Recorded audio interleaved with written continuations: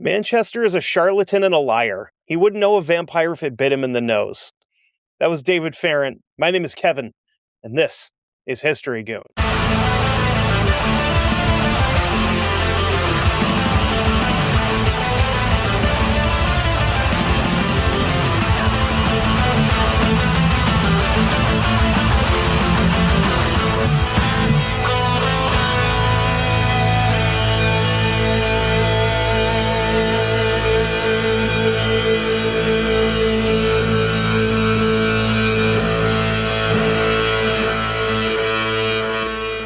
What is going on, everybody? I'm back. Actually, we're back. I have somebody with me this time. Hi, Sam. Hi, how you doing? Good. This is my boss, so this is going to be awkward. We're all independent snowflakes. Independent contractors. That's just right. Like other businesses that have blocked my content on YouTube, where they treat people that work for them like garbage, and then they're like, we don't have to give you insurance because you don't technically, I guess, work for us. But Exactly. You can't work for anybody else. Right. You just need to just lay down and, collect welfare. That's what you can do. And if I sound different from the intro, it's because I trimmed my mustache in between because it was driving me crazy. And so I already recorded my little intro thing, and I was like, yeah. And I kept like biting my mustache. I'm like, I can't get rid of it because then I look like, if I get rid of all of it, I look like a tall 6-year-old. So I tell people all the time, if I shave the beard, I look like Cheeto Fingers toy collector from Toy Story. Or like I look like I should be 500 feet from a school. Yeah. I actually worked for a very large multinational pest control company where I had to be clean shaven to go into people's houses to kill bugs and stuff. And I looked like a pedophile. So like, as soon as I can find a new job, I'm going to do this. That's an interesting rule that they would have for a pest control guy. Yep. How odd. You also had to wear a tie. Really? Yeah, which is really cool when you're trying to reach behind somebody's toilet and you're just constantly dunking your tie in the toilet. Oh, that it reminds me of when I was in the late 1900s. I was believe it or not, I was a blinds and drape installer to the stars. So like the company I worked for, they sewed drapes for like multi-million-dollar houses, and then I'd go and install them. And the company, not necessarily the people, but the company had a rule. Anytime I had to go to the van, I had to take my shoes off to come in the house, and then I had to put them back on to go to the van. And you go to the van like 8,000 times installing drapes. I'm just glad drapes are out of style for now, because if they come back in style, I have such a skill set that I'll probably end up being a drape installer again. Then you have so like I mentioned it on Facebook, and I believe I did on Patreon, patreon.com/1159media. Plug it every time I get a chance to. That I didn't put an episode out last week because I kind of had a week at work. Friday, my boss and I are working in one of the empty units where I am, and go to remove the toilet, which is fine. There's 2 toilets. Do the one in the back one, no problem. We didn't have the shop vac to like vac them out, so we just kind of like up quick and then onto the thing and to bring him out back. And I go to put it in the back of his truck, and I tipped it forward because toilets are kind of heavy. You like lean back a little bit, and I dumped water on myself, and I'm like, whatever, happens all the time. He's like, you okay? I'm like, yeah, it looks like I pissed myself. And then I dumped the toilet out, and it turns out somebody else pissed myself because somebody had used that empty unit as a bathroom with water off. So he looks at the snow, and then he looks at me and he goes, "You want to go home and change, don't you?" Yeah, I do. That'd be great. Yeah, it's funny you say that. I just heard this comedian last night. She was like, I'm sure we all can relate. The thing that is really hard to deal with is when you almost crap your pants and you're at a mall and you're at a Forever 21. But did I really crap my pants? No. I was in the dressing room and I crapped their pants. I was like, gross. Yeah, I was like, I came home and I took a shower and I'm getting dressed and I'm like, you know what? I could just not go back. I could just not. and I think they'd understand. You're in rare company where you can come home from work and say, someone peed my pants. Yeah. That's wild. And actually, people that work on the other side of it and the assisted living half of it can also do that. With like, yeah, it happens sometimes. It's like, man, it was just not a good week. I was like, yeah, I gotta not do anything because Oh if I try to man. record tonight, I'm just gonna be really, really angry. Wow. Well, But you got a unique unique experiences there. You could probably just do a show just about your job. Like you could do a whole podcast just about your, like, it's dirty jobs times 10 about sometimes it any sounds like. series of jobs that I've had, because I've had a lot of them, Yeah. unfortunately. Yeah. I was just telling you, yeah, I used to do pest control, which is a hoot, especially when you come out of somebody's basement with just glue boards full of live mice and you just bang it against the side of your truck until the noise stops, and then you go home and think about that for the rest of the day. Oh jeez. You're glue boarding mice. Yep. Or when you get to the point where you've killed so much stuff at work that you have the thought of, this isn't even hard anymore. I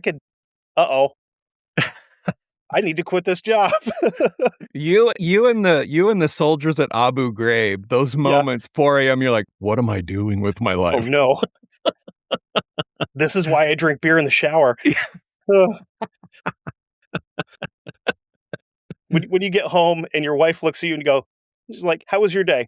I don't want to talk about it. And then you just go away for a little bit and just Listen to some contemplate. Sarah McLachlan. Yeah. Cry in the shower in the fetal position. What am I doing with my life? The only thing is the money was really good. Like, I mean, we got paid every 2 weeks. The first week was your base pay plus your commission. The second paycheck was just your base pay. So I was bringing home like $4,000 to $5,000 a month. I'm like, Dang. that's pretty good. But then you come home and you're shaking from all the pesticides and stuff so bad that you can't pick up a fork. Yeah. Like, yeah. Yeah, those are the jobs where it's not until like decades later you realize how harmful just the minute amount of exposure you had every day, you know. It'd be like being the maintenance crew for Chernobyl 20 years after, and your job is just to like scrub the big McDonald's arch that they made to cover it. You know, you're like, no, I just keep it clean, and you don't think you're getting anything, but yeah, you are. It is weird that I got 3 nuts now, but hey, I'm growing a horn. I just had to think about it. Actually, funny story with those guys. The guys that were sent there to clean up were given the choice. You can either spend a month there cleaning, or you can go fight in Afghanistan for a year. Because that was back when they were getting the dog crap kicked out of them in Afghanistan. That never happened again to anybody else, but whatever. Yeah, never. It was a one and done. It's not happening now. No. Or for like, I don't know, 20 years when I was a kid. Yeah. Man. Good times. Yeah. Good times and war crimes. Have you done a history goon on Chernobyl? Not yet. That'd be a fun one. I have a pretty good base of notes for it. I just have to kind of like buckle down and finish it, but it's definitely on the list. But actually, little like behind the scenes, like how the sausage is made. We're recording episode 15 of season 2 right now, and I actually have the rest of season 2 up to episode. As I punched my microphone because I've done this before. I've actually got the rest of season 2 up to episode 20 scheduled. And really? I'm off today and tomorrow. I'm probably going to record 2 more episodes today just because I can. That's crazy. Oh, that's exciting, man. You're ahead of the curve. I'm usually, what's really funny is somebody will like send for my show, somebody will send me like, hey, this is a funny 911 call you could use maybe at the end or something. I'm like, yeah, thanks for sending it. It shows up like a day later in the show because that's how behind I am. I'm sure there's people that are like, I just sent that to him. Did he fast track it in front of all of us? No, I needed one, right? Yeah. Yeah, I mean, like, so between seasons, I had, I think I had like 5 episodes recorded and in the can. And then by like 2 weeks into episodes coming out, I'm like, I'm behind again. Yeah. Like, yeah. This isn't good. Now I'm back to like weekly. Like, yeah, I need to need to get my stuff together. I get comfortable with the banking, and I'll be like, when was the last time I uploaded one? I'm still that way with the NeverDaily. I'm behind right now, actually. And then my other here, problem is, fun fact to know and share. I use this one at barbecues. I say, how many people do you think died at Chernobyl? And they're like, oh man, I don't know, hundreds of thousands of people. And I'm like, no, 2. On the day of, 2 people died. And it took them months to even hit like 28. Yeah. It's crazy because the way we learned about it, it was like, Mount Vesuvius exploding and it, killed a whole town. But kind of funny. I think one of the guys that died was the dude that like leaned over the railing and like stared directly into the eye of Sauron, and it just like melted his brain immediately. Yeah, that. And then I think it was a little while later, there was a news helicopter that flew right over, and it just like da-da-da-da. Whoops. The crazy part about that is nobody knew what happened until I think it was the Swedes. It was the Swedes that got a weird like radiation reading. Yeah. So it traveled like across Europe, and then all of a sudden somebody's like, that's weird. Huh. I wonder what's in between here and there. I just watched a Probably documentary. We're doing a history goon on Chernobyl suddenly, but actually I just watched a documentary about these Japanese, old Japanese, like 70, 80-year-old women in off the coast of Japan on one of the islands out there. And they dive. They're divers. They dive for like sea creatures and mollusks and all this stuff. And then they sell it to the markets. And the documentary is really sad because there's they start receiving news that there's a wave of radiation that is headed their way from the Fukushima meltdown years ago, but it's moving at such a pace. It's like that security guard that gets crushed by the steamroller, and he's like, no, and so they're like going across the world. They're like, our way of life is going to die soon. It's going to kill everything. It's coming slowly. And people are like, well, is it killing you yet? And they're like, no. And they're like, well, let me know when, it's too late, but it's crazy. Sorry. This isn't my show. Listen, I digress more than most people. All right. So let's hop into it here. We're going to go back in time to the mid 1900s, which I hate saying that because it makes me feel like I'm 1,000 years old. Yeah. The year was 1963. Our story takes place in the North London suburb of Highgate. The top song on the charts in England at the time was the Beatles' She Loves You, which, I don't like the Beatles. You a big Beatles fan? Not a big Beatles fan. No. Yeah, no. Personally, I'll die on this hill. I think the Monkees are a lot better than the Beatles. I haven't listened to enough of them to know, but I'm going to agree with you anyway. Yeah, just because the Beatles, I don't know. Yeah, they got overplayed, I think. It's just like, whatever. It's like Pink Floyd for me. There's so many people I went to high school with that were obsessed with it. I'm like, I'm a picky Pink Floyd liker. I like The Wall, and I like Momentary Lapse of Reason, and you can keep the rest of the like stuff you listen to when you drop acid. I'll take I like those that. two. I'll take Led Zeppelin instead. Like, any day of the week, absolutely. Yeah. Or the other one that I think is weird is when people are like, well, do you like the Beatles or the Rolling Stones? Well, first of all, those are 2 completely different things. Yeah. But the Rolling Stones, definitely over the Beatles. I got my opinions on the Rolling Stones. Hit or miss on them. Rolling Stones, for me, were one of those bands that they came around in that era when I don't think you needed to be able to sing well at all to become popular. And it was almost the opposite of that, right? It was like if you sang terribly, you might get more popular. Yeah. So, interesting. One night, a young couple was walking down Swain's Lane, which I'm surprised I got that in the first shot. And that ran along the north side of the Highgate Cemetery. The cemetery was built in 1839, and it's the final resting place of around 170,000 people in roughly 53,000 graves. So you're doubling up quite a... Yeah, they're laying on top of each other. Yeah. And either that or I'm thinking they have like family plots where it's just like, hey, there's 12 people that all died of cholera or whatever. Yeah, like in this one hole. In a pit. Yeah. Okay. That might, We just dumped the entire cart into a hole and threw a rock on top of it. There you go. There's 36 in there. The Gothic Victorian era cemetery is sprawling, covering about 15 hectares, or for those of us that don't like the metric system, 37 square acres. It was originally planned to be part of what they referred to as the Magnificent Seven, which is a series of like 7 giant cemeteries around London.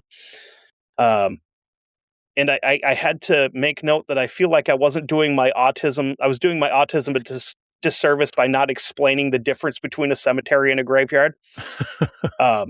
So anybody that doesn't know, cemeteries are generally larger and not really like necessarily affiliated with any one religious group or another.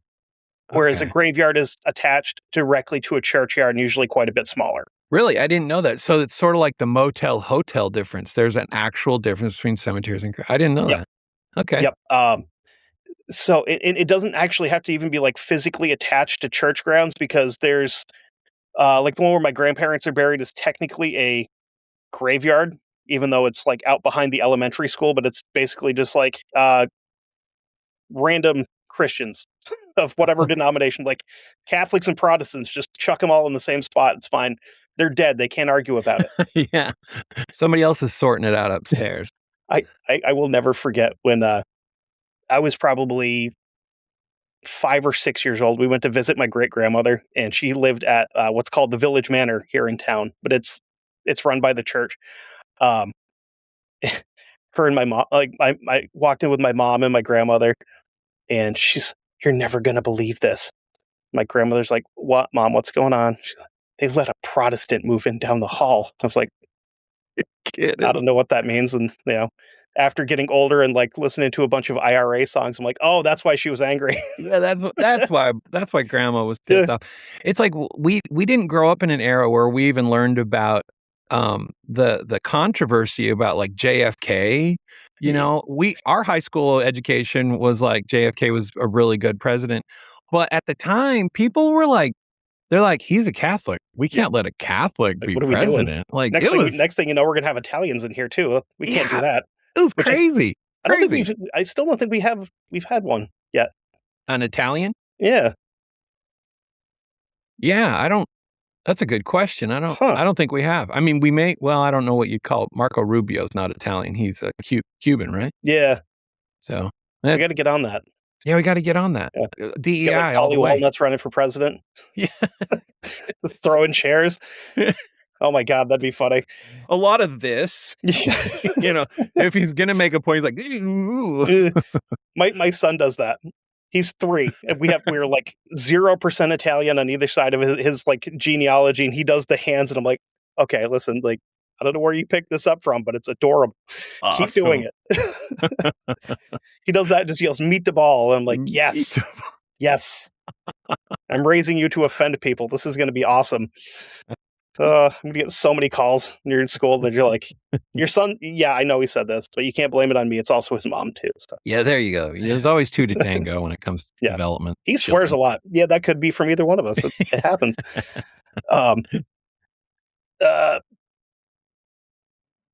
There we go. In 1845, when the cemetery was first kind of starting to pick up, a single plot cost about £5, which sounds like a good deal until you realize that the average laborer back then made about 15 shillings a week, and it's 20 shillings per pound.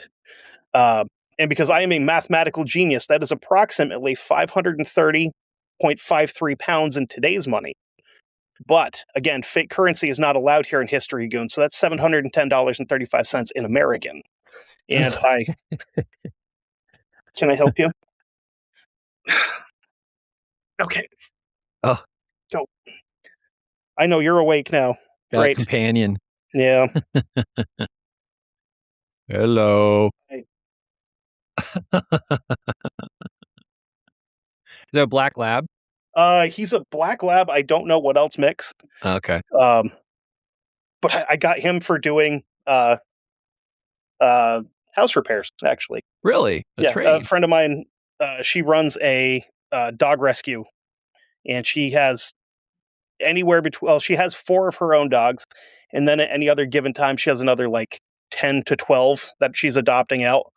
Yeah. And of course, dogs chew on everything. So I went over and I did like, I don't know, 80 hours of drywall and door repairs. And she's like, hey, do you want a dog? And I'm like, sure, why not? What? Yeah. So I ended up with this moron. Ah, Okay. cute. Can Good you go, dog. please? Good boy. Can you go? Okay, hold on. By the early 1850s, they were burying about 30 people or more a day there. And considering like the size of London, that might not sound like a lot, but the reasoning is, for fun, like poor sanitation and waste management, which led to contaminated water supplies, frequent outbreaks of cholera and other infectious diseases are pretty common. Overcrowding, bad living conditions. Obviously, it's like people in slums and whatnot that are also spreading illness, and people aren't washing their hands. And of course, lack of access to medical care because it's the 1850s and we're still like putting leeches on people to, see if that works. You can ask your doctor if dying from being in London in the 1850s is right for you. I would recommend asking a professional first. Now, we do actually have a pretty interesting guest list in this cemetery. You've got Karl Marx, who became a good communist March 14th, 1883. In a massive plot twist with just restaurant quality irony, he's buried under a bronze monument that, if it was built today, would have cost $28,414.96. Really? Yeah. So, yeah, capitalism's dumb, but 30, just a really solid like used car. Throw that on top of me for a gravestone. Then just a headstone's throw away from him is Herbert Spencer, who's the guy that coined the term survival of the fittest, which it's kind of funny because he's dead. Yeah. And another surprising one there is George Michael, who's tucked away in a private little spot where he can carelessly whisper all he wants. Really? That was, yeah. I think that was lame. I'll stop now. I like it. That was a bad one. So back to our young couple. They stroll along, and something catches their attention from just behind the fence of the cemetery. What that something was a 7-foot-tall, floating grayish creature with a ghoulish face. The couple, no doubt, obviously, I would probably have done this too, took off running just to get away from there. The next sighting would be only a few days later, as a man walking his dog past the cemetery saw a figure sliding over the wall, quote, like black treacle. And I had to look this up because I had no idea what the hell black treacle is. It's a thick, dark sugar syrup containing cane molasses to create a somewhat bitter flavor. I think it might be kind of like one of the base ingredients of, what's that stuff called? I know it's like Vegemite in Australia. I can't remember what they call it in England. I think it starts with an M. Marmite. Yes. Marmite? Yeah. Ugh. Just more proof that English food is a war crime. It's like, it's 2026. The Luftwaffe is not flying overhead anymore. You can cook. You can turn your lights on. You colonize the country with all of the spices. Learn how to use them. It's not hard. And I say that knowing that one of my best buddies in the whole world and a admin on my Facebook page is very, very English. Yeah. So it's like, yeah, whatever. He picks on him too. He lives in Scotland, so he picks on the English too. Yeah. Halloween 1968, in the nearby Tottenham Cemetery, a grave was opened up and the body inside was staked in the chest with an iron cross, which sounds way more metal than it really is. Yeah. Wow. The identity of the people involved has never been discovered, but it's believed that the desecration is connected to the events surrounding what would become known as the Highgate Vampire. By 1969, all of the sightings would draw the attention of members of the British Occult Society and, I kid you not, amateur Wicca enthusiast David Farron. Oh. This story is about to get so weird. And this is why I gave you the option. It's like, do you want to do botched executions or nerds arguing in the cemetery? Yeah, vampire nerds in the cemetery just rang bells with me. It's so good. our first combatant in this epic nerd fight, David Farrant. I found a thing on YouTube called In Search of the Highgate Vampire. And of course, being a nerd for stuff like this, I automatically thought In Search of, and I was like, oh my God, it's the old Leonard Nimoy series. They actually did something about this.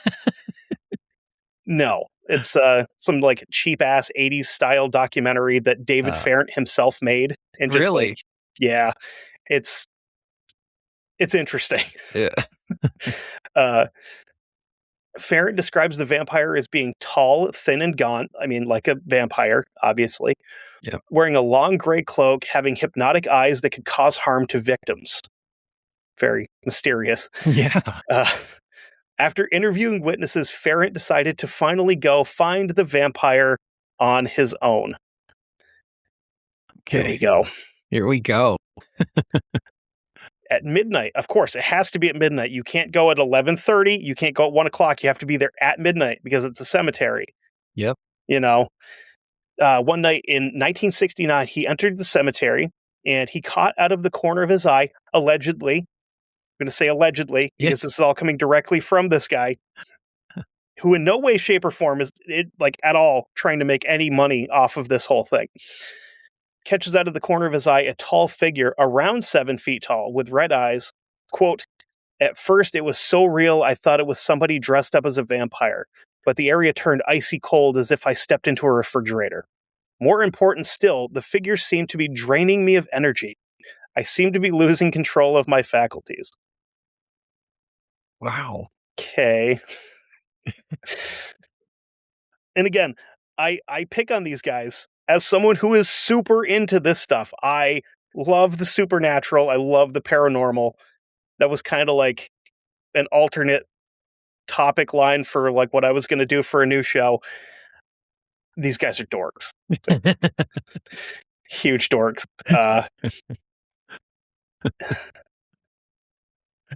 He also said he was, quote, under intense psychic attack by the monster, but he recited a Kabbalistic invocation that repelled the bloodsucker. Sure. Okay. Sure. We'll go with that. Sir, this is a Wendy's.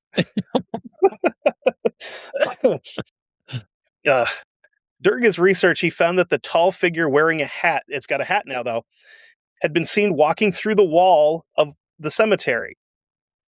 He also claims, but admits he has no proof that this graveyard is built on ley lines that are the site of a former castle. So, okay. Are you familiar with like what ley lines are? Yeah. Yeah. Okay. Yeah, especially with like castles and over there, it seems to me at least that they'll they think they know the whole perimeter of a castle, and then they'll like do ground penetrating radar, and they'll find out that there was like a whole other wing.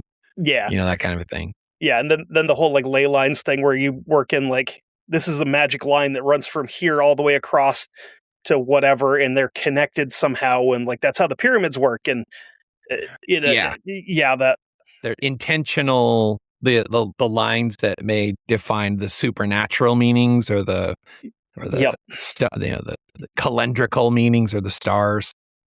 Yeah. I first learned about ley lines from Hellboy, which is fun.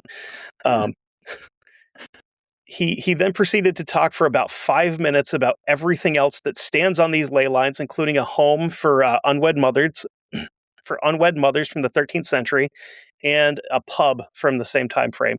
And it still blows my mind that England and Scotland have bars that are like 1,000 years older than our country. Yeah. It's insane. But, you guys don't have any SEC championships or World Series wins. So suck it. Suck it. Win a Stanley Cup and then come talk to me, a bunch of losers. That goes for you too, Canada. Yeah. You guys have won one in my lifetime, and I'm 39 years old. So well done. I was 6 years old the last time a Canadian team won the Stanley Cup. Yeah. Right. Yeah. Exactly. Good job. And I did make a note about how he kind of. So this guy just like when he's talking on this, he'll just stop and randomly stare into the camera So I'm assuming this is a pub that he's spent a lot of time and money in. Just like, oh yeah, that place. He goes on to say that a tall, dark figure has been seen in all of these locations on the ley lines. And when it's seen in any of these locations, the clocks stop. Really? Yeah. Huh. Not a lot of clocks in cemeteries, but Yeah. I've spent enough time in bars where I've thought the clock has stopped, but no, that was just poor decision making. It's funny. It's funny you say that because, like, sometimes you think about like what would have had to have taken place for one person, let alone it to be common enough knowledge that enough people are like, "Hang on, did you Wait a notice our second. clocks just stopped when?" How does this happen? Curious. Magic? Devil. This is the devil's work. So at this point, I'd kind of like to say that I couldn't find much on David Farrant's early life, but as I was working through this, he mentioned that the cemetery was, so while he was working through all this stuff, he also mentions that he had been to the cemetery a lot as a child and like in his teenage years, and his team, in air quotes, found this to be a site of, quote, professional Satanists. Oh, all right. I mean, I've met some amateur ones. I've never met anybody that like went pro with it. Yeah, that's a good point. How hard is it to go pro? Like, what are the criteria? You know, What's really funny is I don't know if you've ever been to Salem, Massachusetts. no. So if you go there, they have, I believe it's the national headquarters for the Church of Satan is in Salem. Really? They are closed on Sundays. No way. Swear to God.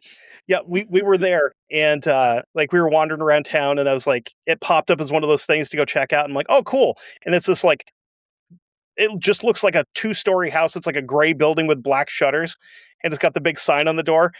And I'm like, oh, cool. Let's wander in and check it out. And they are closed on Sundays. Really? Yep.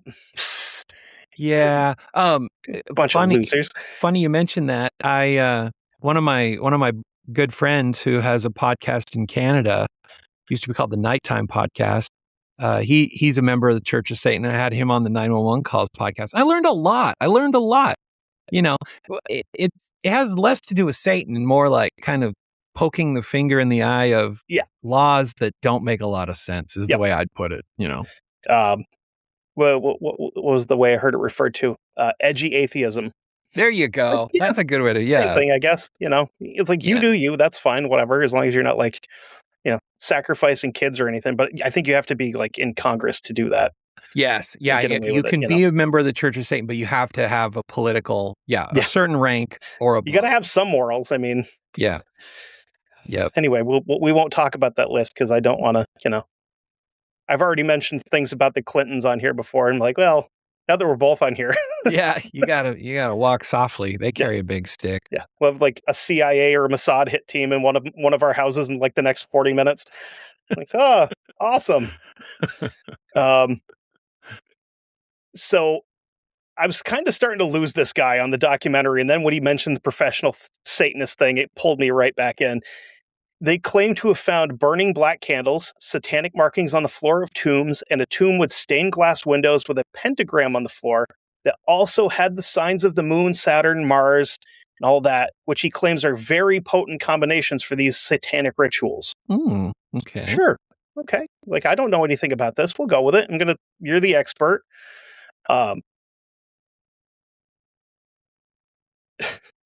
So he also says that there was a marble bust in the tomb that they were using to commune with the devil himself. Oh, okay. Yep. I mean, I come from an area with a lot of marble in it. I don't know that I've ever seen anybody.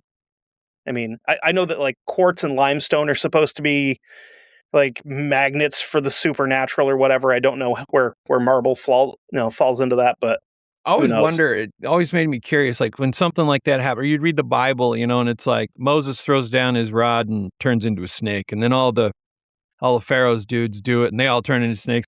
I'm like, did somebody tell them? They're like, okay, here's what so you get a rod and you dip it, like the process to make a rod that does that, or like marble that summons the devil. Was it like somebody from hell presented them with the recipe, or did it just happen happenstance? Like you're a marble worker, chink, chink, chink, and you just hit it just right. You like accidentally make a pentagram and suddenly, hello. And you're like, how'd this happen? And then they document it, God, not quite. Go the other direction. Go south. Colder. Hotter. Warmer. Hotter. Yeah, and then there's a lot of weird stuff like that. You're like, do you accidentally discover witchcraft, or do you stumble upon it? Like I could get it with like the genie in the bottle, like you polishing it and suddenly a genie. But a lot of this stuff, there's a lot of it's like 2 pinches of this and 4 handfuls of belladonna, and it's too hard. It's too hard. You can't accidentally make some of this stuff, What aisle in the grocery store are newt tails in, or do I have to like go harvest them organically? And it didn't work if you just tucked a newt in, but no, it's just the tail. You put the whole thing in, it's too much. Yeah, it's like I could imagine like people now would. Oh my god! So in Vermont, right? There's a lot of crunchy folks. We'll put it that way. That I could just imagine trying to do witchcraft. Be like, my co-op doesn't have newt tails. I don't know where to find them. I don't know where to hunt for tofu. If you want a newt tail that gives the best timbre to your coffee, oh my gosh, listen here, Bernie. Or like the other ones that I think I've mentioned it on here before. The ones that drive me nuts is when you're trying to find a recipe. And you have to you're online and you're reading it and you're like, well, my great grandmother used to put so much of this in just for them. I don't care. Tell me how much of what and how long to cook it all for. I don't need the narrative. Dry and wet stuff separate. Just I don't care about your grandfather's lumbago. Just give me the recipe. Exactly. Why is this recipe page 30 pages? Oh, that's why. It's a story. It's a story. It's got your family tree in it. I don't care. That's why there were so many apothecarists back then. It's because in order to read a recipe, you had to take a day. Then they're just like, I'm sick of this guy's shit. This witchcraft. I'll just stick with the lumbago. Thank you. Burn him. So he goes on to say that the vampire hadn't been there until after the Satanists started everything. Oh. So there had been no sightings for hundreds of years before this. It was only after they started. Okay. Which, I mean, that seems kind of weak, right? If you're Satanist, you're trying to get a hold of the devil, and somehow all you get is a vampire. Kind of amateur, isn't it? Yeah, it's like the Western family version of Satan representative. It's like a Kirkland signature version. Have you ever seen Little Nicky? Yes. Yeah, it's funny. Why does my Coke taste like Pepsi? Ah, damn it.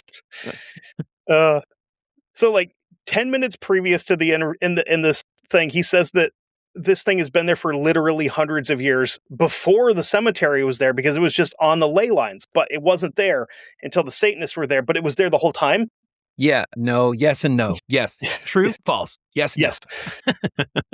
You could almost see him having a stroke. You can see that playing out in court too. He says all of that, and then the one lawyer just goes, "See, case closed, right, guys? My eye doth not deceive me."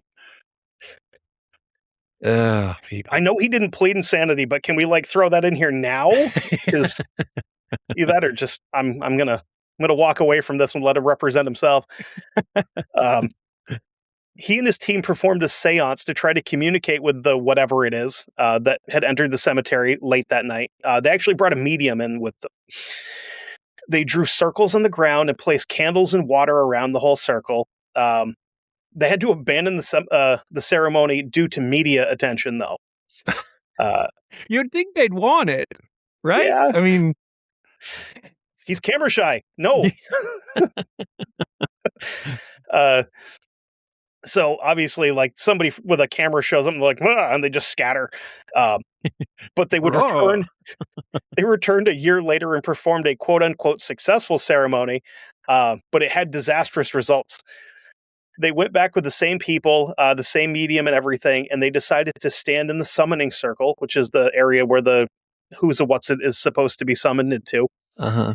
The medium touched her throat and said the area turned cold. It was being enveloped by a blackness, and she was being strangled also.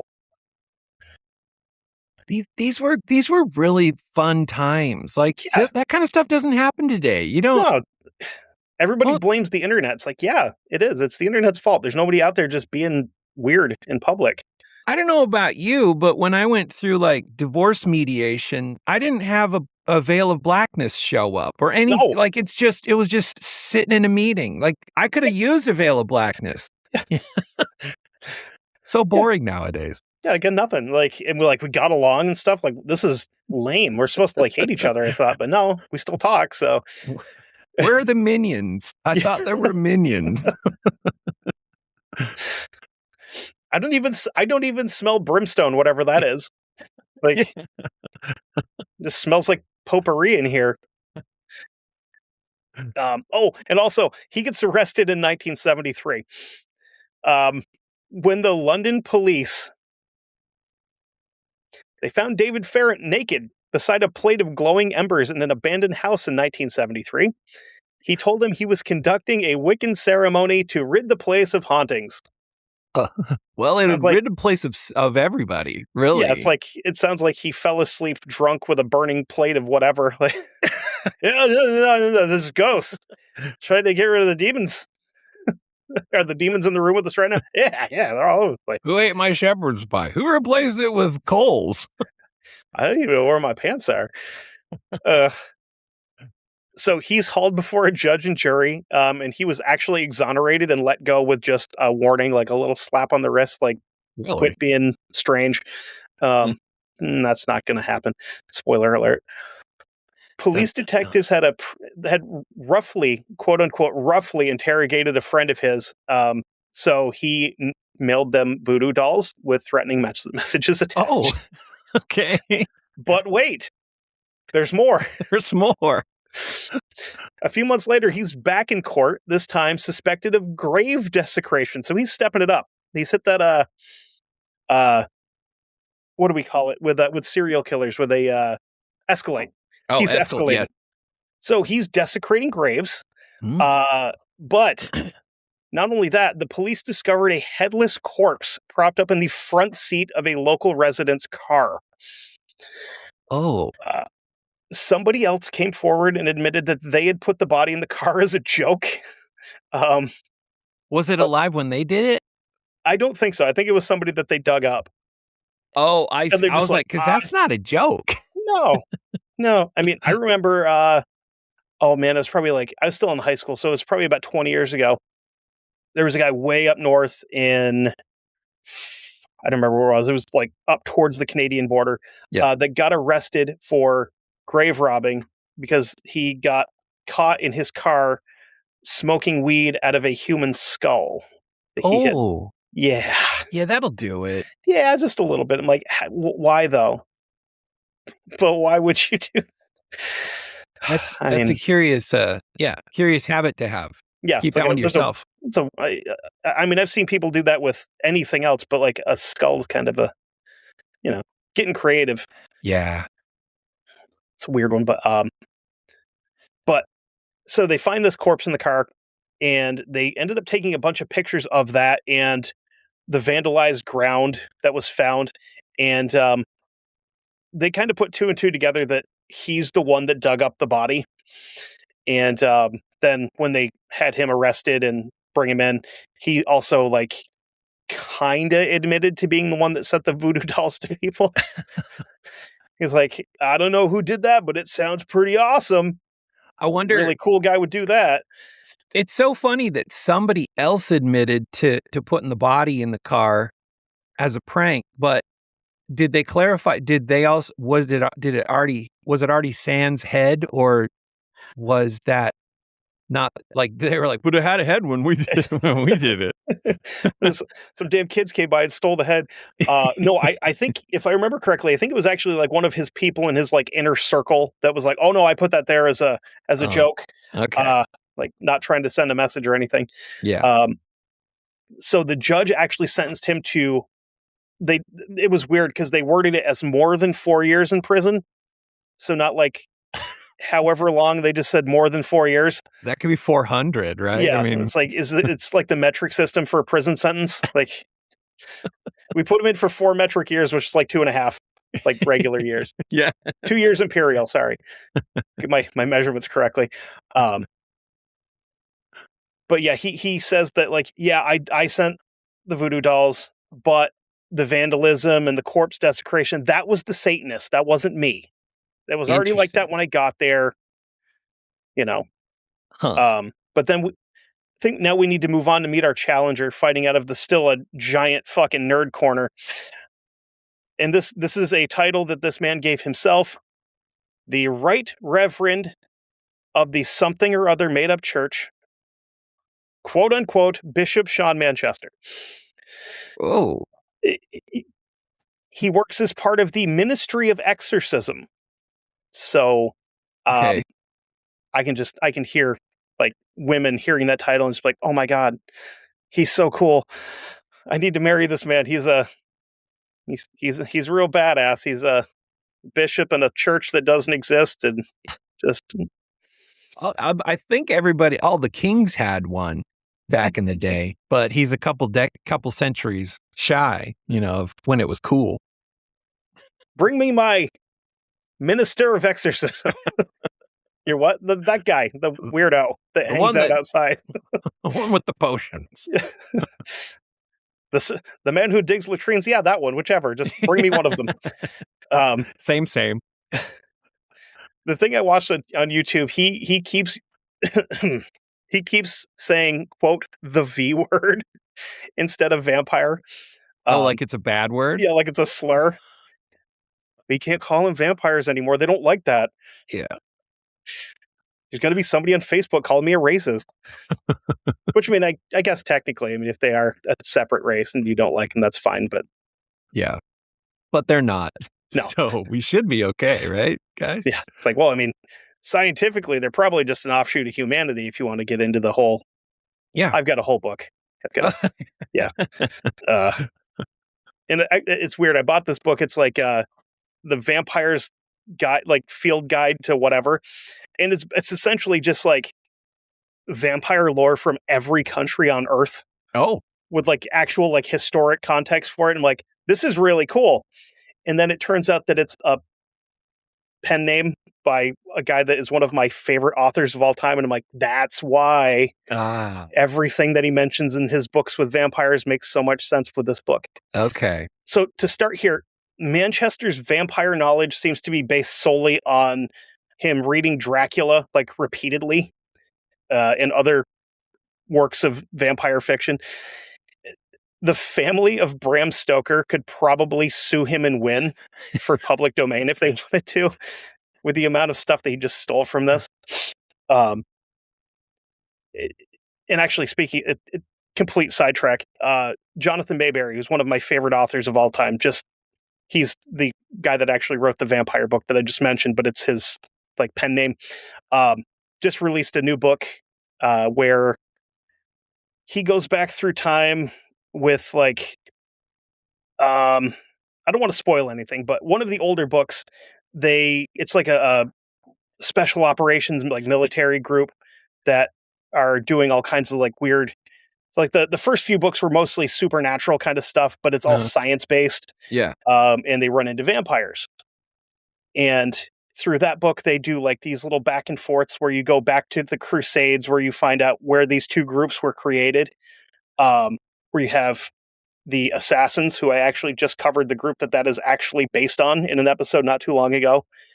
And then the Catholic Church's response to having this group of like Muslim, like secret assassins. They didn't have anything like that existed in Europe at the time, so they had to find something. And they end up finding vampires. Oh. They're like naturally occurring vampires. And they're just like, hey, we're going to use you, even though we think you're evil. But if you do this, you can be redeemed and you can go, and the new book, it's the same group back, but he's revisiting somebody hunting the vampires down through history in like the little interludes as things are going on in current time. And he hits like all of these like crazy actual historical things, and like this is why this happened. Like um, there was a plague outbreak in London, but it's not caused by the rats or the fleas. It's caused by these guys bringing it in, and then maybe I set the Great London Fire to get rid of them. So The, it's alternate history yeah, in a way. it's Okay. it's so good. This one is Red Empire's the name of this book, but for a little bit, like in the middle, he just like switched over to like technology and people using it in awful ways. Like that's why I'm like I read this book way too many times. I can't do the whole electric car thing where they're just like they have these little interludes of like, oh, so and so is doing this, and they're talking to one of their friends while their car is driving, and then all of a sudden it just starts accelerating and the brake's not working. It just like crosses lanes and slams into a UPS truck, and you're like, yeah, that seems completely accurate, actually. Yeah. Anyway, back to me. I'll stop being a nerd and we'll get back to these nerds. Well, I'll add one thing to that, the nerdy thing. And I feel like a foil head with this, but recently they just shut down all of the mandates for cars, for newly manufactured cars. I don't know if you've been in a newer car lately, but I was in my friend's car and we got to a red light and the car turned off. I was like, why'd your car turn off? And he's like, it's this new auto start thing. And it's like, I'm like, really? So it turns itself off, but it knows how to turn itself back on. And they're like, yeah. I'm like, in my head, I'm like, oh, so as long as somebody has a satellite link to your car, you're not going anywhere. And then he's like, yeah, that sounds really conspiracy theory. I'm like, well, okay. All right. Well, let's go to Dunkin' Donuts. But at the same time, there was, I can't remember what state the guy was from, the congressman or a senator that put forward some bill where they wanted vehicles to have kill switches built into them. Yeah. That could be controlled where like, say, it's for like if your vehicle's stolen, we can just and kill it. Right. No, it's so that when the grid goes down, you can just shut everybody's cars off and lock what us I'm in. thinking.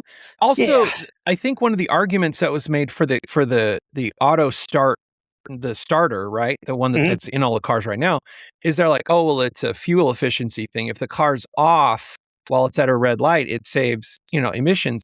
I'm like, actually, the thing that kicks out the most emissions when you start a car is the initial burp. It's like 5 minutes worth of a car idling. I'm like, so no, that's really not. What's the real reason? I'm a foil head though. No. You're onto something. Like I spent a long time working at a dealership, and the brand that I worked for had it, like if you bought it from 2021 up to current, it had them in it.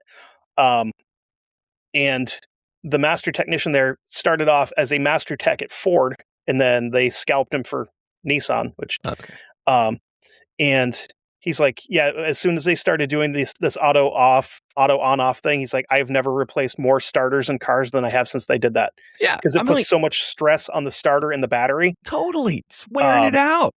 And crazy. The reasoning for that, and they're doing away with that. And the reasoning is because there was some kind of like a government program where you got so much money per vehicle to offset the cost of your manufacturing or whatever. And it was basically an extra $100 per vehicle that they were getting to put this in there to offset the whatever. And then the current administration was like, that's dumb. We're going to get rid of that and just change the fine from $100 to $0. Yeah. Like, oh, cool. We'll just stop putting them in then. Yeah. Yeah, it makes a lot of sense. Like, oh, that's a cheap purchase for total control over a citizen's vehicle. Like $100. Hey, I'm in. Yeah, I've got an episode all about stuff like that I could do too. Ooh, that's good stuff. I like my government conspiracy stuff. It's fun. It's all a conspiracy until it comes out, and then it's always so old that we're like, oh, really? That happened? Oh, weird. Yeah. Oh, really? We gave everybody gonorrhea? What? Oh, weird. Anyway. Let's go to Dunkin' Donuts. We would never test stuff on black people, in the South, ever. Exactly. No, we wouldn't. That's crazy. If you get bored, look up Rex 84. That'll keep Rex you busy 84? for a while. Yeah. Okay. It's one of the old Alex Jones go-tos that people are like, oh, he's crazy. And then you're like, oh, no, they actually use parts of that. Oh, my God.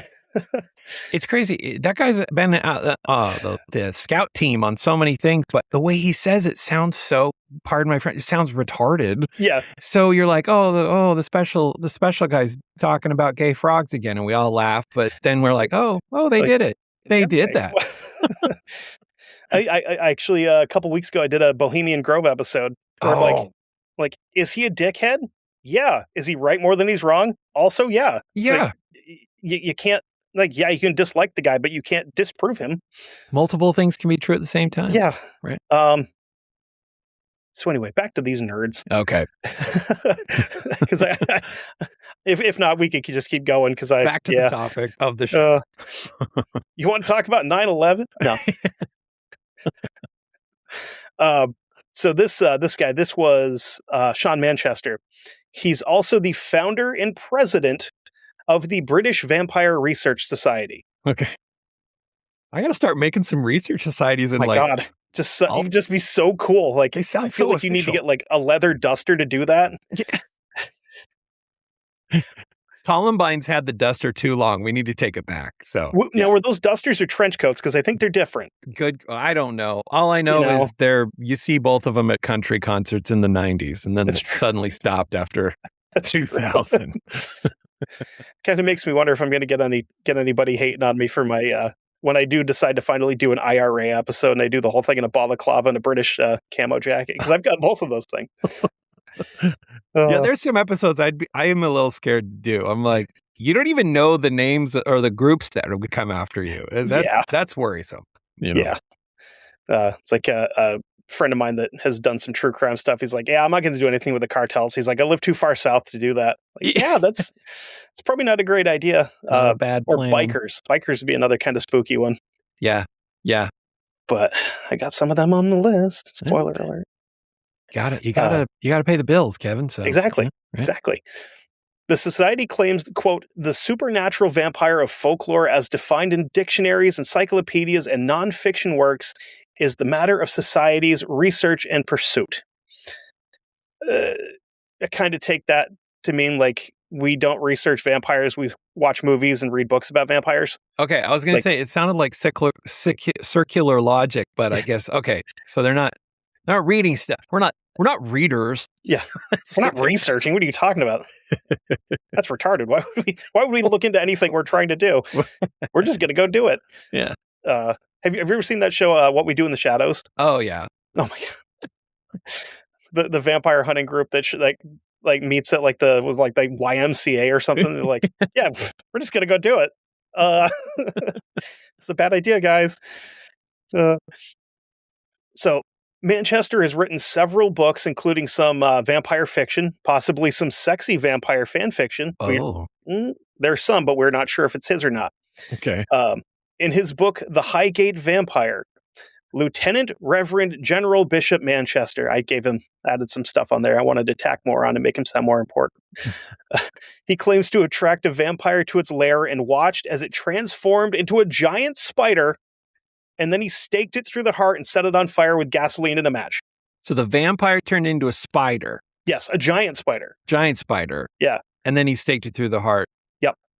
So two things are cool about that. One, I didn't know that spiders were one of the forms that they can take. That's new information. And then two, that this guy knew where a heart on a spider was. That's also good. The only thing that would have made it cooler is like, it turned into a spider and then I hit it with a giant shoe and set it on fire. I had to go get a giant red wing. Fortunately, I'd crafted one. Comes back with a 4-foot long like loafer. Die! A la snack bar. So where's this spider? Well, you can't find it because I burned it. Yeah. It's also a vampire, so it vanished when it died. It turned into ash. Yep. Convenient. Man, I love making stuff up too. So he's not done.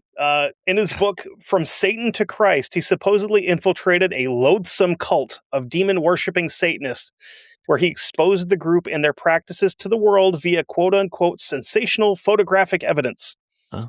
And he also rescued an innocent young woman who looks a lot like his wife, his like current wife, Oh, curious. from the clutches of this group. Sounds like so what actually happened? Oh, I showed up at Christmas dinner and I kicked her dad in the ass and I like slapped her mom around a little bit and like dragged her out of the house and we left. They're demons. Demons. Who eats turkey on Christmas? Satan. That's who. So now that we've met both of these idiots, we need to get into their disagreements. Okay. Our battle begins with two strange and contradictory tales of the supernatural, and they attacked each other mercilessly for this. Manchester and Farron each claim to tell the, quote, real story of the Highgate Vampire and essentially accuse each other of being frauds. Again, like you said before, two things can be right at the same time. Yeah, right. This may stem from the fact that Manchester claims the title of bishop and Farron claims the title of occultist or high priest in Wicca. Okay. The competing groups. Yeah. This just gives off nobody wears deodorant to me. It's a heavy, heavily air with heavy laden scents in the back of a Hobbytown, USA somewhere. Yeah. This is two guys that would get into a fist fight at a Magic the Gathering tournament. Exactly. And as someone who's been to those, yeah. You know. Or a lot of like, actually, let me slide my glasses up here. Actually, yeah. So, I mean, this is most likely just like a pissing match between these two highly competitive people that have no discernible skills. When Manchester founded his British Occult Society, Farron launched his own British Psychic and Occult Society. Oh, so he upgraded. Yeah. I added another word to it, dork. Yeah. When Manchester published his book, The Highgate Vampire, Farron countered with his book called Beyond the Highgate Vampire. Oh, it's not copying. It's not plagiarism. No, if you add beyond, it's not the same thing. I got the ding, ding, ding, dicky, ding, ding thing in there. So it's not the same. Yeah. Oh my God. In the late 70s, Manchester publicly challenged Farron to a series of duels. Like it's the 1500s. Yeah, he challenged him to one with swords, okay, and one where they could use only magic. This is like LARPing. It's like old timey LARPing. Mm-hmm. Awesome. And then they put up advertisements around London for it. Really? Okay. All right. Yeah, like they're running an independent wrestling show. They went to like Kinko's and printed out a bunch of things and like stapled them to telephone poles. You're like, yeah, come watch these two losers slap fight each other in the park. That's fun. And it's fun. Exactly. I could picture it. They're just out there in their cloaks, and one of them drops the sword, the other one's not strong enough to pick his up, and then it just turns into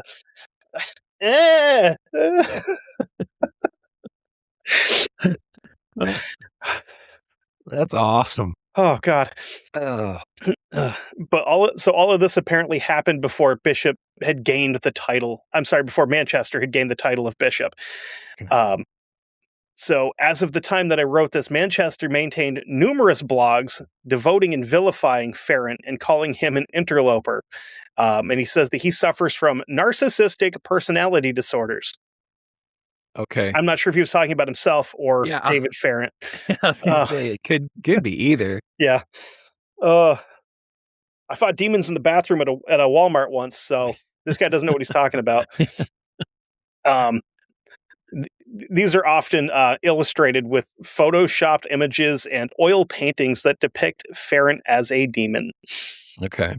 So he's keeping busy. In return, Farron was involved in the distribution of a series of comic books called The Adventures of the Bishop of Bonkers, as well as a line of Bishop Bonkers merchandise, such as t-shirts, drinking glasses, and mugs.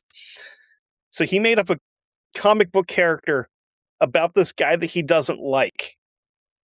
You kind of get the feeling, I don't know if you get this feeling. I get the feeling that like these guys aren't really enemies. They like meet up and they're like, okay, so we're going to have a battle. I will lose. Like it's WWE style. We got to plan this out. I will lose, but I get to make a series of toys, collectibles. You write a book. You know, it's like they're like, how are we going to merchandise our TIFF? Yeah. It's fun. It's just, it's so much fun. So we'll talk about some other interesting stuff that these two got up. Oh my God. Okay, I get it. Go, please. You missile. Oh my God. If you were just in boxers, you could do an OnlyFans where it's like the people sign up to watch you live just to find out when your dog's going to attack your crotch. I'd have the only OnlyFans where people are like, no, I'm going to give you money to put your pants back on, please. Win-win. Exactly. They're already there anyway. Oh, gosh. I'm going to keep taking clothes off until you pay me. Oh, God. So Bishop Manchester seems to have a somewhat turbulent relationship with British TV and radio. He's actually he had made a few complaints to the UK, like regarding all of this time, like he's being on TV and all this. And all of them revolve around the matter of how he should be described when they're talking about him on TV. Okay. 2 complaints made against radio stations in 2002 were actually partially upheld because he wanted to be referred to as Bishop. And they're like, we're not going to do that because you're a loser.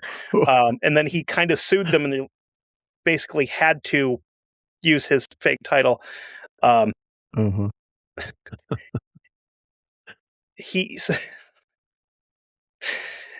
the second one, he complained that they referred to him as a self-styled bishop of what he calls the old Catholic Church.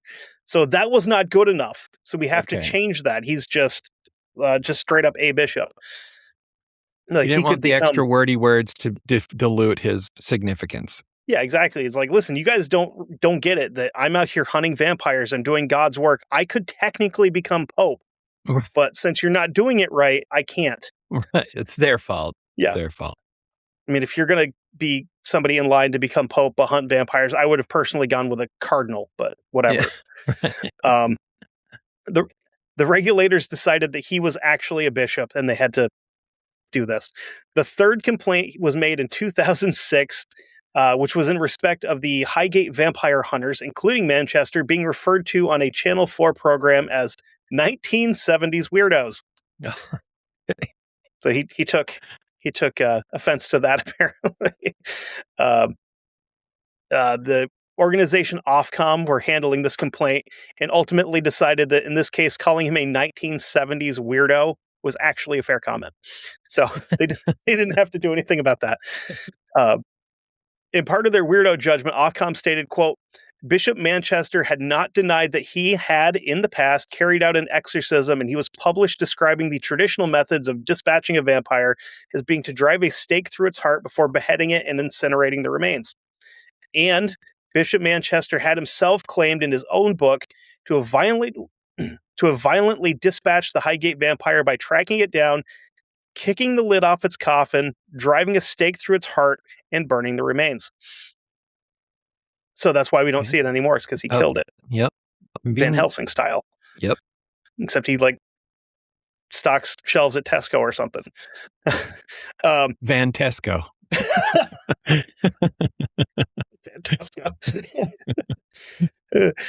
So if we follow Ofcom's decision, which His Grace had elsewhere encouraged us to do, there's no doubt that he's actually a bishop and also technically a weirdo. Yeah. But he's the other problem with this guy is he's got a Nazi room, right? Yeah. Okay. So 2012, a man named Kevin Chessman published photos of a room in Manchester's home where he described as, quote, a massed amount of Nazi paraphernalia, framed photographs of goose-stepping Nazis and German officers giving the Hitler salute, swastikas on the wall, and most strikingly, a photograph of Adolf Hitler over his mantle, like where you put like your grandpa or something. Right. So, I mean, yeah, you go from being a weirdo to being like a weirdo, you know? Like, don't get me wrong, I've talked about Nazis a lot on here on my show, but I don't have like a secret room. Swag. Yeah. No, I'd show it off. I don't have a secret room. I'm not going to hide it. Right. If you've got it, flaunt it. But exactly. Yeah. I found all this stuff in my grandpa's basement. A former friend of Manchester, this chessman guy, says he was photographed in the room. Yeah, he was photographed in the room by the bishop's wife as a form of blackmail insurance.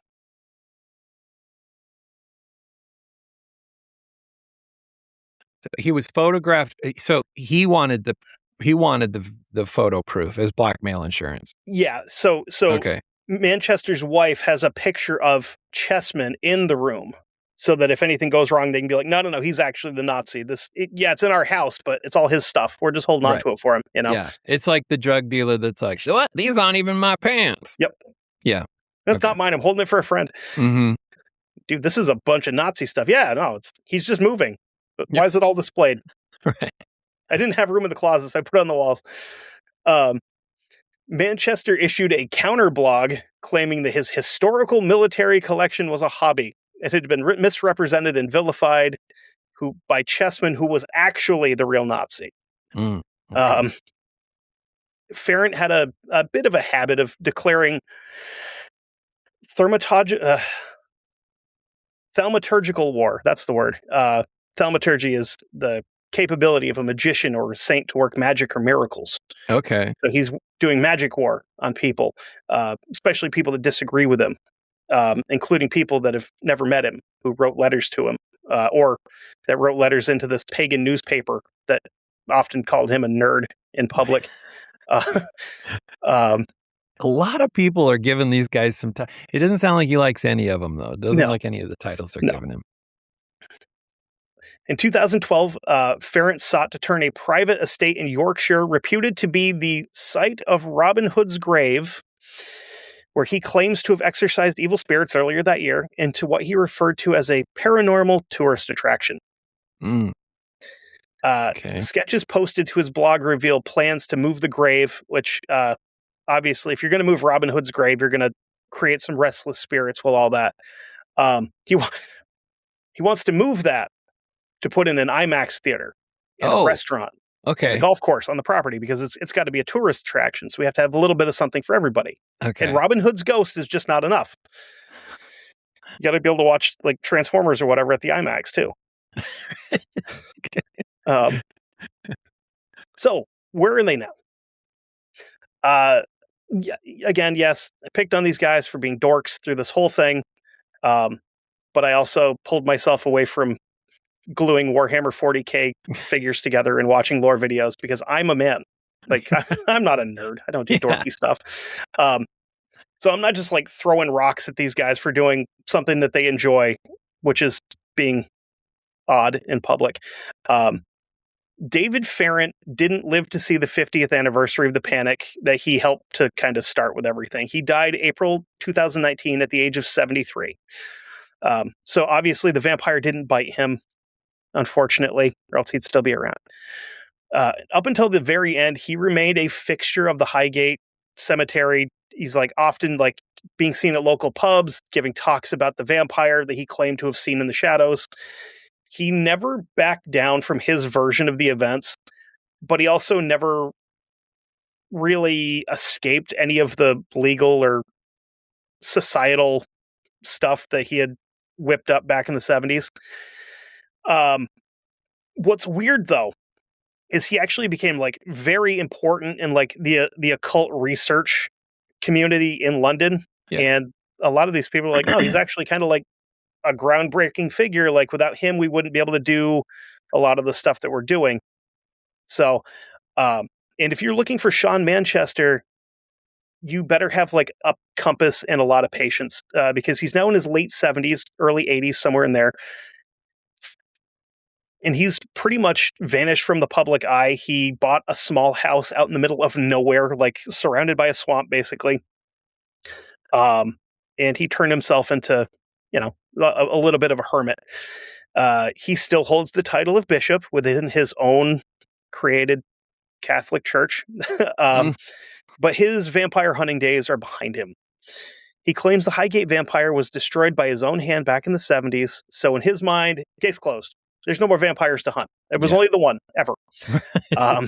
You got it. Yeah, got him. Yeah, it's like the was it the Barack Obama thing with Bin Laden? Ladies and gentlemen, we got him. We got him. My favorite was Bush on the big warship.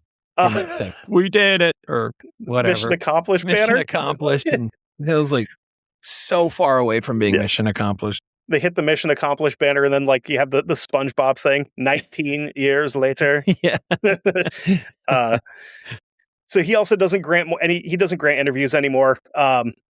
He basically just lets his work and his books speak for him. But he is still alive and being strange in England somewhere. But that's what I've got for the Highgate Vampire stuff. Man, it's good. I don't know. There's just always I'm always impressed. I'm impressed with criminals that seem to have just an uncanny ability of getting away with it, and ultra nerd creatives that can create whole worlds. Sometimes it works. Sometimes you get a Lord of the Rings, Yep. Sometimes you officially have set up an official national LARPing society. A lot of the time it doesn't work. Yeah. But the times it does, it sticks around. I mean, yeah. It's like look at for example, look at Dungeons and Dragons. Right. And how that was perceived back in the 80s and early 90s, where it's like it's evil. Yeah. It's a tool of the devil, and then now it's on Netflix, and everybody knows what it is now, and you can't just be a dork anymore. You can't be a nerd anymore because everybody is. Yeah. It's not cool to be a dork. Yeah. My mom watches Big Bang Theory, and she's like, "Oh my God, you'd love this show. They talk about all the stuff that you're into." I'm like, they're not real nerds. Nobody has that much interest across so many things. We focus on just a couple of them. Right. These guys are mixing Lord of the Rings and Star Trek references. No, this is scripted. This isn't real. Come with me on a Wednesday when I go to the game store and paint stuff, and you'll see. You'll see. You'll see. You've never seen so many pewter dice.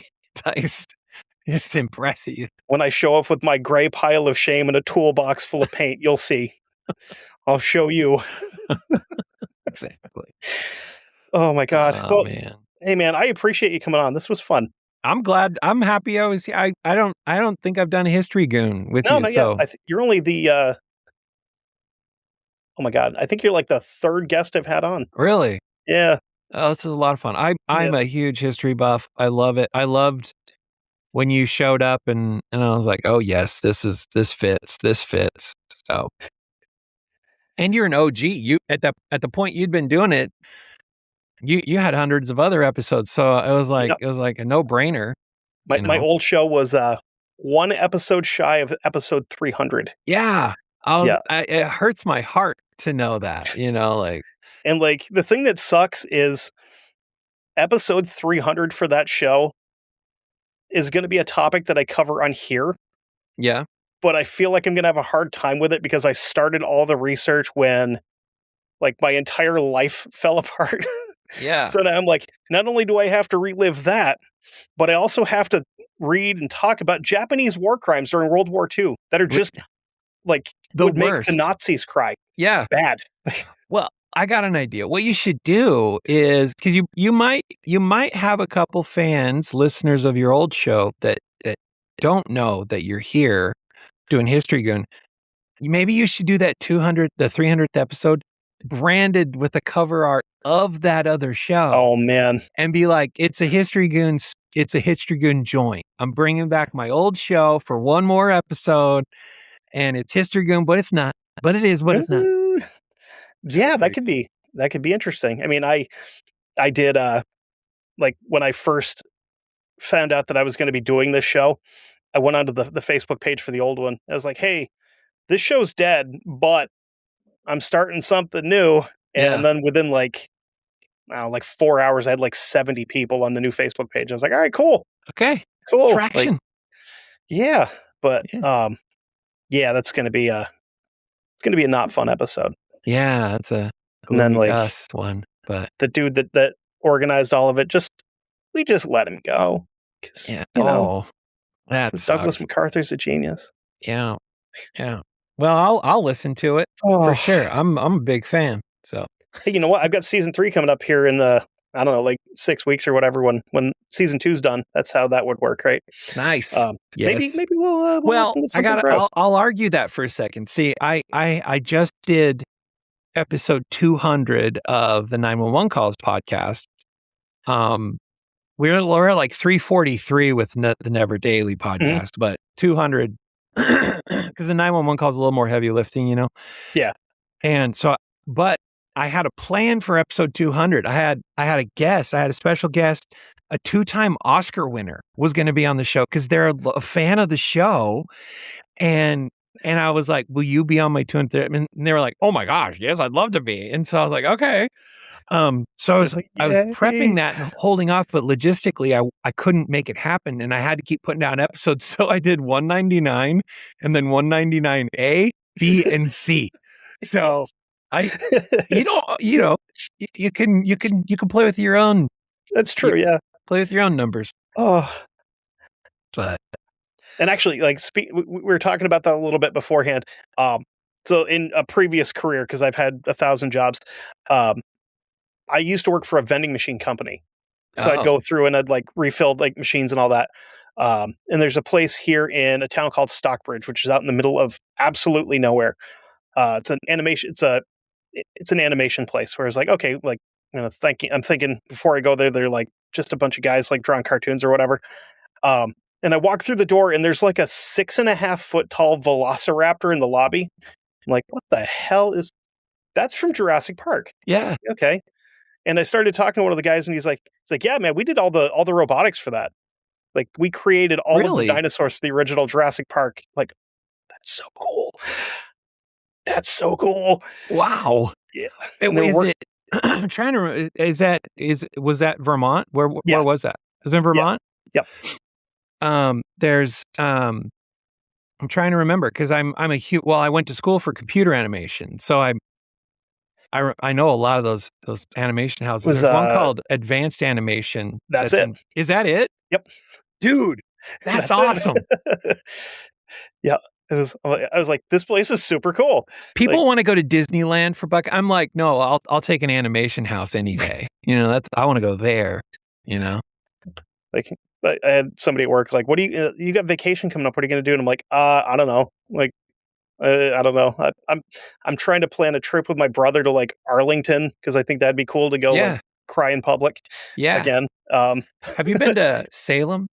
Yeah, Salem's cool. Okay. Yep. I haven't been. I haven't been. So I've got a couple bucket list trips to go back east, but I'm such a dork that I'm like, I told my kids and my wife and everything, I'm like, I will go alone if you're not in for the trip because like trip 1 is like, it's 2 weeks and we're just hitting like the Met and we're hitting just museums. It's 2 weeks of museums. Because you hit one of those and you think you're going to do it in a day and you're like, you barely hit floor 1, Right. So I've got like 3 trips like that planned back east because I'm going to soak it in when I go. So Yeah. If you go to Salem, make sure you go to Count Orlok's. Count Orlok's. It is a wax museum of like movie monsters. Ooh. It is so cool. The only thing that it's kind of a bummer is they don't let you take pictures. Oh, really? So Yeah. you got to just memorize what you saw. Yeah. It was funny. Like when we went, it was that first year when COVID like was first like starting to become a thing. Yeah. And it was me, my wife, and my co-host from my previous show all went just kind of like, to go down. And we're in line at this place and there's like, there's the whole big line. And the guy that owns the place comes out and he's like, I've got 3 tickets. I've got one more tour of 3 before we close. and there's 3 dudes in front of us that are dressed in like, in like polo shirts and like khakis and stuff. And I'm standing there in like nasty old jeans, a black sweatshirt, and like a denim vest with a hood on it. Yeah. He looks at these guys and he goes, you 3 can come up. The guys in front of him are like, what the hell? I'm like, heck? sorry, dude. Like, They you look guys like tourists. devotees. Come Yeah. on up. It's like, this guy knows what he's looking for.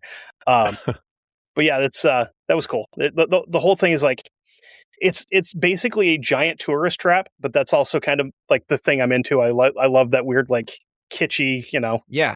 Well, you mentioned it, so I opened a tab and pulled it up, and I instantly went to their shop. And yeah, it's like it's like Halloween Express. Yeah, You know, it's the awesome. shop is. But I love places like that.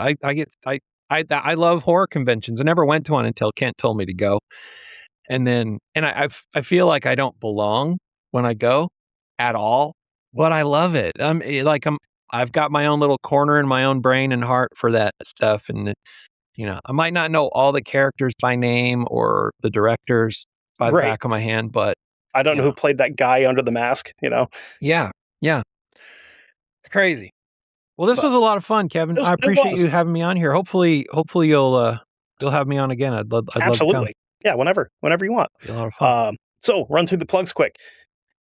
You go over to Patreon, patreon.com/1159media. $5 a month gets you early access and backdoor access to a bunch of stuff. Gets you early access to History Goon. Gets you early access to Guestnicity with Luther. Gets you early access to 911 calls with the operator. Gets you early access and backdoor access to the NeverDaily with Sam and whoever. And yeah, I'm still trying to figure out. It changed. I know I've mentioned it before, and I'm like, I've never seen Sam and Op in the same place. So I don't know if it's a Batman situation or something. Yeah, but I'm not sure they're the same person either. Yeah, I'm like, they look similar, but something's different. And sometimes they'll even release episodes at the same time, but that's because Sam and the Op are both poor time managers. So that's why that happens. So that's why I fit in well. Yeah, it's I'm great. bad at that too. And you also get Almost Fiction with Chase. Yep. Which hopefully we'll see some new stuff soon. I don't know what the situation is there, but I know he had to move and stuff. But yeah, logistics. So we'll see. Life be lifing. Yep. But this was fun. I'm on Facebook, Instagram, YouTube. YouTube is like trying to push people there because it seems like I get a lot of comments over there from people just being YouTube. So I get none. So that's awesome. That's cool. You get some. I had a guy that's like, he commented on something related to a different short, and he's like, oh, this is coming from the guy who's being super edgy and making jokes about us committing war crimes in Laos and Cambodia. And I'm like, yeah, we did. Like, I don't. Whoops. It was a bad thing. We did it. Yeah, I'm like, yeah, we weren't supposed to be there. We maybe bombed a bunch of them. Whoopsies. Like, if you've listened to any part of my show, you'll know that I'm telling you stuff about history, but I'm also not taking it super seriously. Yeah. And this isn't a Rand McNally history book. This is how it really was. So I'm not Dan Carlin. I hang drywall for a living. So like, exactly. If you want Dan Carlin, who I love, go listen to Dan Carlin. Yeah, exactly. But anyway, and we're all going to die someday. So go out and do some goon shit and leave a mark on the world. Maybe like these guys did. Okay. Love you. Bye. Bye.